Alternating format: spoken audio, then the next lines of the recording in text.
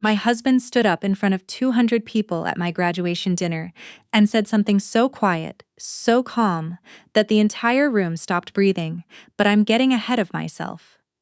Let me start with the phone call that changed everything. It was a Tuesday in October, 11 months before I was supposed to walk across that stage and receive my doctorate in biochemistry. I had spent 6 years in that program. 6 years of 4 a.m. I'm lab sessions of eating granola bars over a keyboard, of missing funerals and birthdays and one very important anniversaries because the research didn't care about my personal life. My advisor didn't care either, but that's a different story. I was sitting in my car in the hospital parking garage. My part-time job as a research assistant required me to be on site twice a week. When my mother called, I remember the exact moment because I had just found a parking spot on the 3rd level, the one near the elevator that always smells like cigarettes, and I thought about how I'd have to remember that spot because my brain was so full of data that even small things took effort to hold on to. "We need to talk about the graduation," she said. No hello. That was my mother's way. She moved straight to the point, which I used to admire. That day, something in her tone made the back of my neck tighten. "Okay," I said. "Your brother booked his trip." My brother, he's 34, 3 years older than me, had been talking for months about taking his friends to Iceland. A big trip. Expensive. Something about the Northern Lights, some bucket list thing he'd been putting off. I hadn't thought much about it, because he talked about a lot of plans that never happened. "Okay," I said again, slower this time. "He booked it for the same week as your graduation." I sat there in my car, with the engine still running, and the parking, garage lights buzzing overhead, and I genuinely thought I had misheard her. "Mom, my graduation date has been on the family calendar since March. It's the 14th of September. I've told Zoe the email with the ceremony's details. Back in the spring," she said. "I know," she said. "But the flights were cheaper this week. Your father and I already agreed to help cover part of the trip as a birthday gift."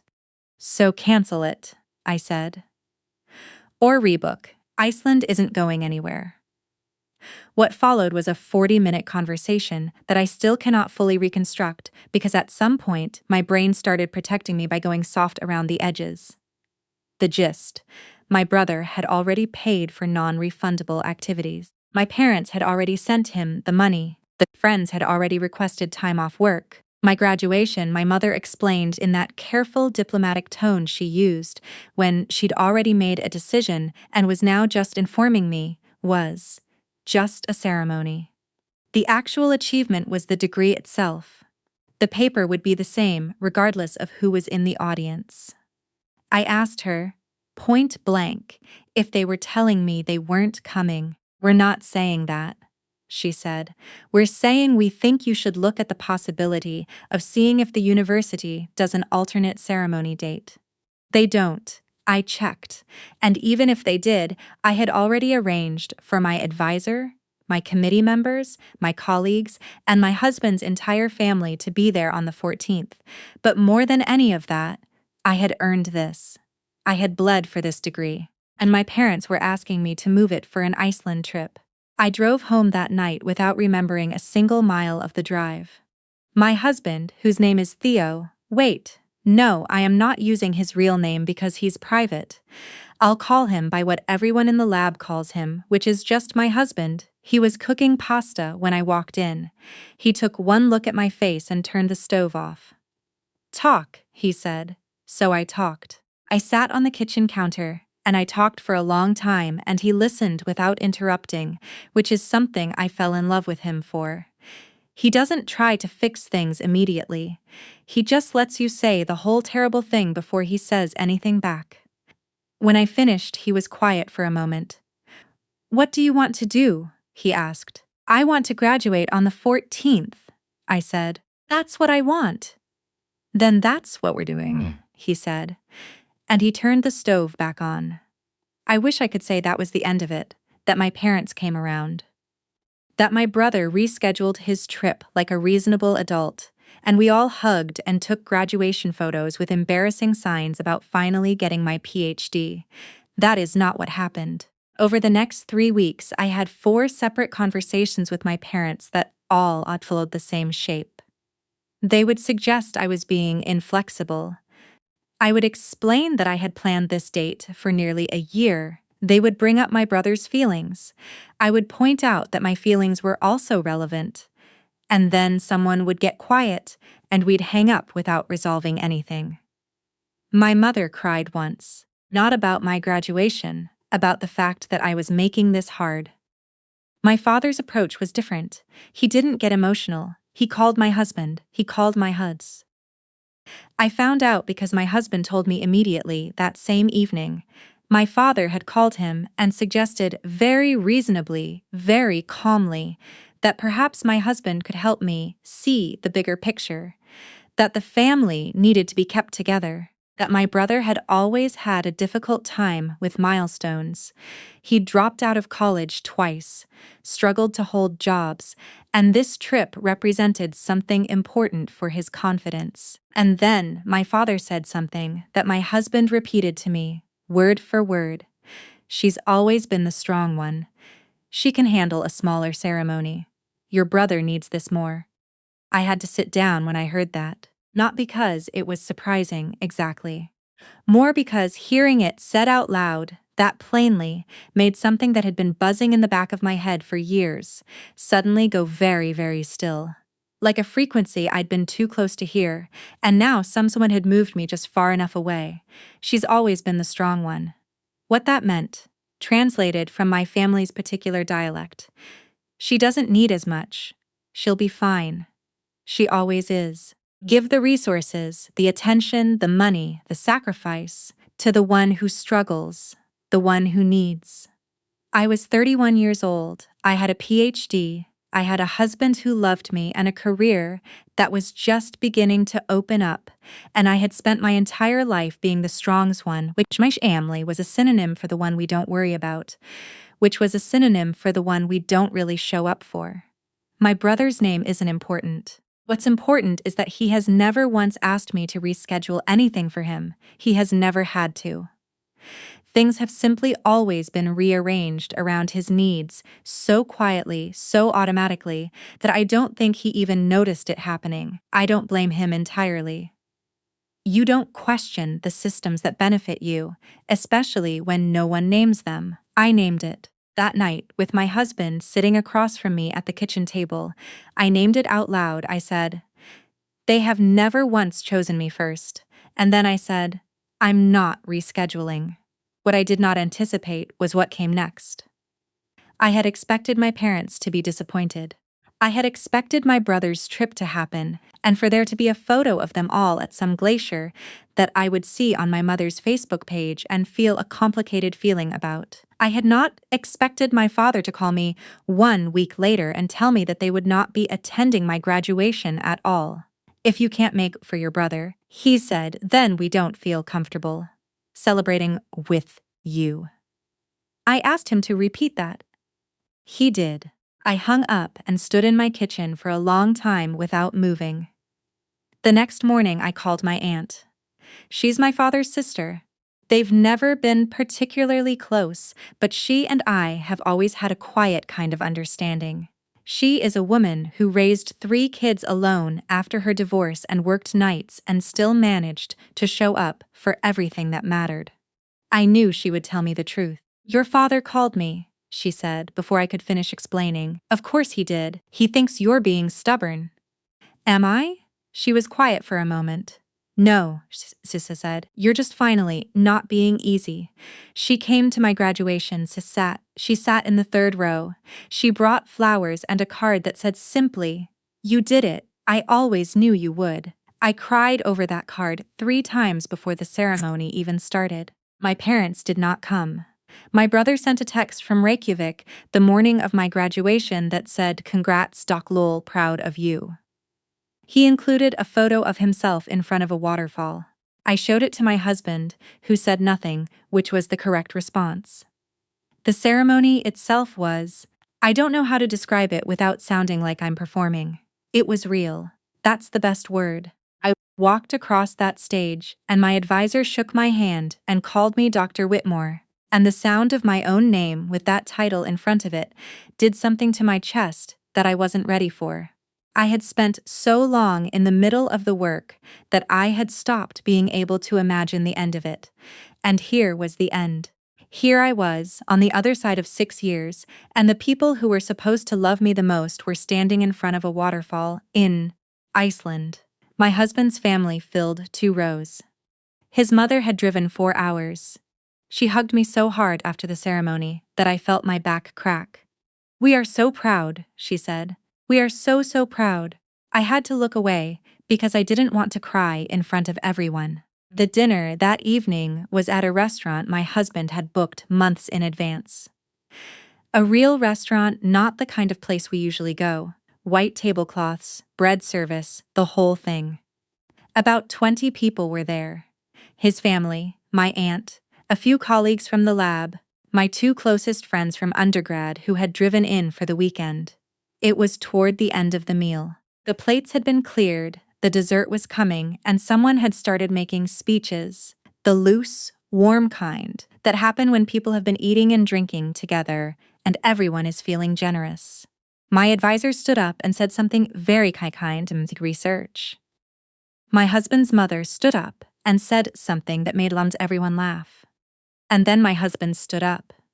He's not a public speaker. He works in urban planning. He's more comfortable with spreadsheets and zoning maps than with a room full of people looking at him. So when he stood up, people noticed. The table went quiet.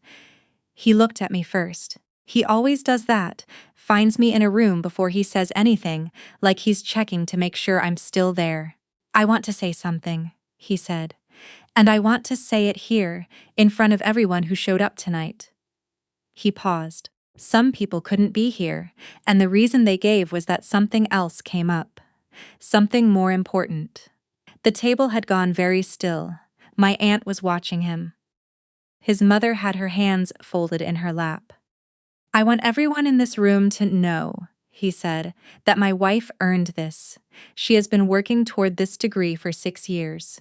She has gotten up at 4 in the morning. She has missed things. She has sat with failure and frustration, and she has kept going every single time. And tonight, you are all sitting at this table because you understood that, because you looked at your calendars and you made a choice." He stopped.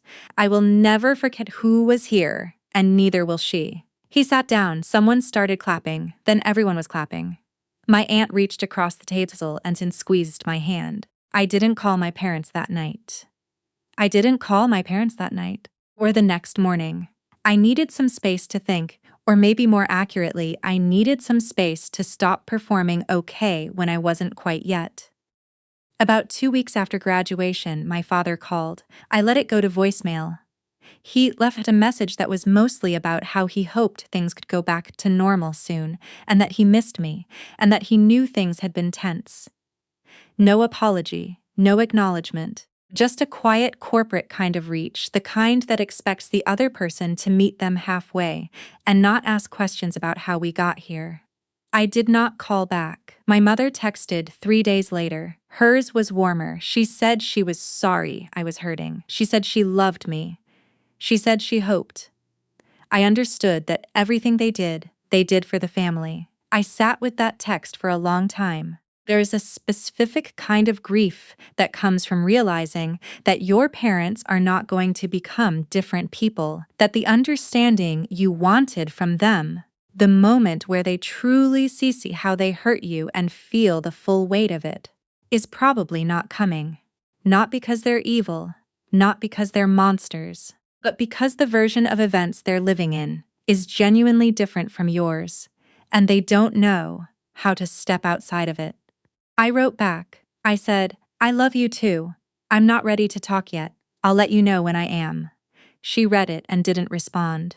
I started therapy the following month. My therapist, who is excellent and very direct in a way I respond to, helped me understand something I'd been circling for years. I had been the low-maintenance child, the one who figured things out, and in a family with a child who doesn't figure things out, who needs more, Who takes more? The low-maintenance one doesn't just get less. They learn to believe that they need less.